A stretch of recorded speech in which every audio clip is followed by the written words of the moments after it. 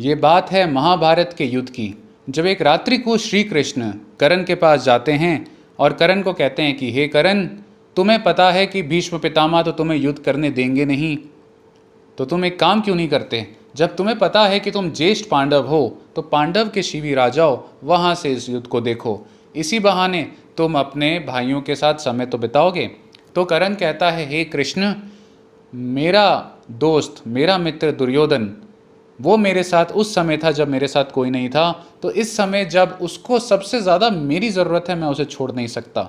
और अगर वो मुझे बोल भी दे कि तुम मेरे मित्र हो, जाओ, तुम सबसे बड़े पांडव होने के नाते तुम वहाँ जाओ, उसके बावजूद मैं उस शिविर में नहीं जा सकता, क्योंकि वो शिविर द्रौपदी का भी है।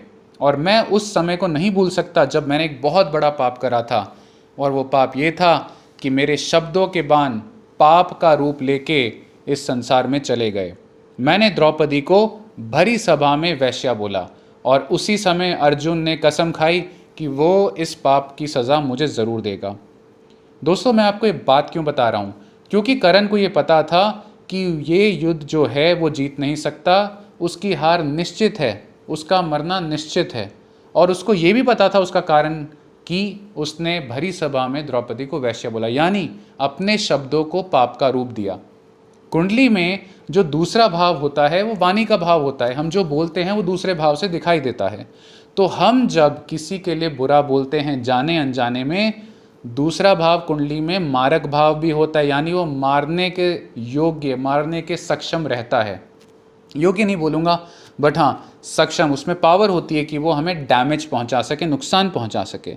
तो हम जब किसी के लिए पाप शब्द बोलते हैं तो वही शब्द किसी ना किसी रूप में घूम फिर के हमारे लिए मारक बनते हैं। जैसे कर्ण एडमिट करते हैं श्री कृष्ण के सामने कि वो शब्द उसके लिए उसकी डेथ बन के कैसे आया, अर्जुन के रूप में, अर्जुन के बाण के रूप में। तो दोस्तों, हमें ये नहीं भूलना कि हमारे शब्द हमारे लिए ही कभी ना कभी किसी ना किसी रूप में मारक बन के आ सकते हैं।